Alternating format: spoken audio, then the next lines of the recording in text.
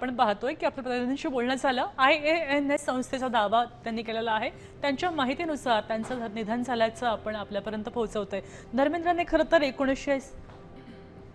8 डिसेंबरला 1935ला त्यांनी पंजाबमधल्या लुधियानामध्ये त्यांचा जन्म झाला होता। त्यांचं मूळ नाव धरमसिंह देओल असं होतं। धर्मेंद्रांचा जीवन प्रवास आपण जाणून घेतोय। लुधियानामधल्या सरकारी शाळेमध्ये त्यांचं शिक्षण संपूर्ण झालं होतं आणि त्यानंतर त्यांनी मुंबईची वारी केली। पुढे 19व्या वर्षी प्रकाश कौर यांच्याशी त्यांचं लग्न झालं। ते विवाह बंधनात अडकले आणि त्यानंतर 1980 मध्ये हेमा मालिनी यांच्यासोबत त्यांचं पुन्हा एकदा लग्न झालं। बॉलिवूडचे ढी मॅन म्हणून त्यांची ओळख होती। 2004 मध्ये बिकानेरमधनं ते भाजपचे खासदार सुद्धा झाले। राजनीतीमध्ये त्यांनी प्रवेश केला होता।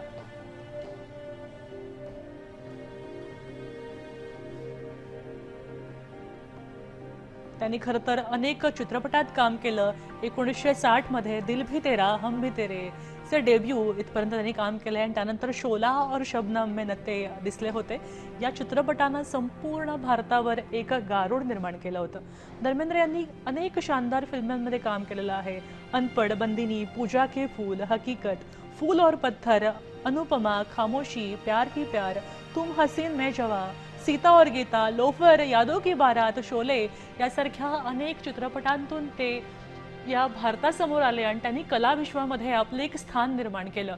दिल भी तेरा हम भी तेरे या चित्रपटातून त्यांनी खरं तर अभिनयाला सुरुवात केल्याचं पाहायला मिळतंय। आजवर त्यांच्या संपूर्ण आयुष्यात एकंदर 300 पेक्षाही अधिक चित्रपट त्यांनी केलेले आहेत आणि हे सगळ्यांना आवडायचे। धर्मेंद्र हे सगळ्यांचे लाडके होते। त्यांनी त्यांचं आयुष्य एक गारुड म्हणूनच या चित्रपट सृष्टीवर आणि अनेकांचं ऊर्जास्थान ते होते, अनेकांचं प्रेरणास्थान होते।